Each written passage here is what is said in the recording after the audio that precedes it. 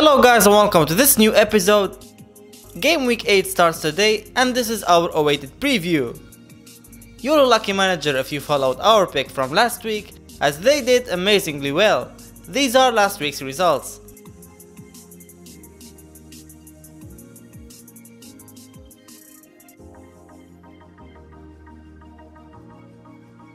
Now let's dive into some team stats and players' facts. Crystal Palace have yet to score at home this term despite attempting 44 shots, the same as Arsenal, who have 7 goals. Eddie Howe's side have failed to keep a clean sheet in any of their last 9 away league matches, letting in 20 goals in total. Liverpool last lost to Manchester City at Anfield in May 2003, a run of 17 matches at home in all competitions, with 12 wins and 5 draws. Liverpool's run of 9 home matches without conceding is the second longest in the competition, behind the 12 of Manchester United that dates back to December 1994.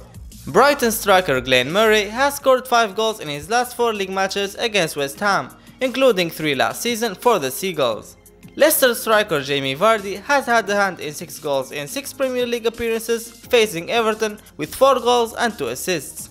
Cardiff are the only Premier League team out of 27 that Harry Kane has faced and not scored against. Olivier Giroud is 1 match from his 200th in the competition and enjoys facing Southampton. The Frenchman has scored in each of his past 4 matches against them, netting 5 goals in total. Sergio Aguero is seeking his first goal at Anfield at the 10th attempt, having mustered only 3 shots on target from matches for Atletico Madrid and City.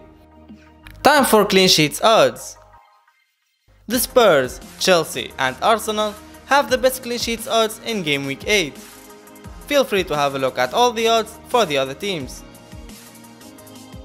Our top 4 players to watch in this week are Kane. Spurs take on Cardiff at Wembley this weekend. In their last 4 games, Cardiff conceded 14 goals, while Tottenham scored 2 goals on average. Kane himself scored 3 goals in his last 2 games, reaching a total of 5 goals and 1 assist altogether. Plus, he has 9 attempted assists and 11 shots on target. Trippier. He has been transferred in by 215,000 managers so far this week.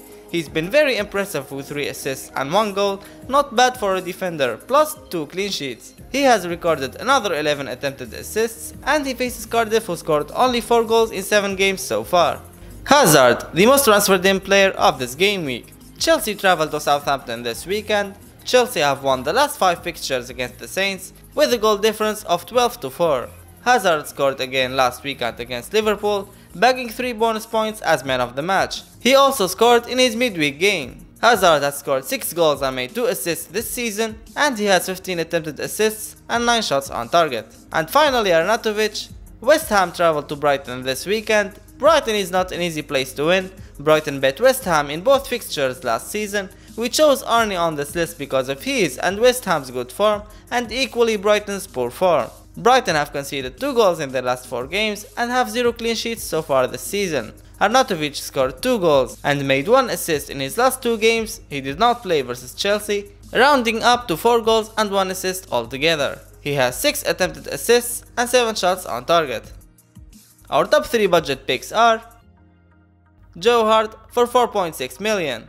Only Hennessy has been returning more points per game than Burnley's goalkeeper 5.1, who is on par with Ederson. Hart has already made 35 saves. This is at least 2 more than any other goalkeeper in the league. Opponents Huddersfield failed to score in 4 out of their 7 opening game weeks, scoring as little as 3 goals. Anthony Knockaert for 5.5 million. In a good form, having scored a goal and provided 3 assists in the last 6 matches. In the absence of Gross, Knockaert has really stepped up for his team in his last 5 games, attempting 5 shots on target and 10 created chances. That's more than any other teammate. Favorable fixtures on the horizon, notably against West Ham and Wolves, both at home. Andre Gray for 6 million. He notched 2 goals in the last 3 game weeks. He has 5 shots on target in the last 5 matches, which is a record that no other Watford player can match. Opponents Bournemouth are without a clean sheet since the first game week. They conceded over 7 goals in their last 3 away ties. Concerning our top 3 differentials, Gylfi Sigurdsson, with 3 goals in 3 games, he's on all set pieces and penalties, hopefully still on them as he missed. He's a good alternative to the highly owned Walcott and Richarlison. With matches against mid-table teams coming up like Leicester, Palace and Brighton, there's no reason why he can't continue his hot streak of form, with 13 attempted assists in the last 5 weeks, 5 more than any Everton player, and 3 shots on target, second by 1 to Walcott. Son Heung-min, owned by 2% of managers. I know he blanked the last 2 games he played, but Spurs play Cardiff, so we had to put in a Spurs player. Cardiff have a poor defense and team, 14 conceded in the last 4 game weeks, and without Eriksen and Ali, someone has to step up. The eyes will be on Moura, Lamela, Kane and Son to provide the attacking returns. Son has played the last 2 league games, assisted in the Champions League versus Barcelona, and has 26 goals in the last 2 seasons. Can a match home to the worst team in the league be the catalyst to ignite Son's form? We think so. Lastly, Alexander Lacazette, owned by 7.3%. Lacazette is finally back as a fantasy asset. He started the last 4 league games, 90 minutes in all, as a striker. He's definitely one to keep an eye on. He scored points in his last 5 games, and he plays Fulham, Leicester, Palace in the next 3 games, so chances for more goals. While our top 3 captains for this weekend are Kane, Hazard and Lacazette. Our fans' favorite Kane as captain, followed by Hazard. Time for frequently asked questions. First question, buy Kane. There are lots of things to consider prior to making this choice. Firstly, whom will you be sacrificing to do so? At that price, then it would probably have to be Salah or Aguero. I think if you already own Kane, then you're good. Otherwise, I don't think now is the right time to get him in. Similar priced premium players seem to have much better fixtures, and even several other budget forwards seem to be better value for money. I think the best time to get Kane is the start of December, when they have a run of 7 very winnable fixtures. 65% of votes went to buying Kane on our Twitter poll. Second question, with 5 wins in the last 5 and back-to-back clean sheets, should we invest again in Arsenal players? The Gunners have scored 14 in their opening 7 games with an average of 2 goals per game, only bettered by City 21 and Liverpool Chelsea 15. Attacking assets of Ramsey, Lacazette and dare I say Ozil look the most appealing options. Neither of these players have over 8% ownership, so they can be seen as differentials. The only negative for the Arsenal assets are the price they will cost you, particularly Ozil 8.3 mil and Lacazette 9.5 mil. There seem to be a lot of players whom are offering more value for money at the moment. Lacazette dominated our poll as the favorite Arsenal player to invest in.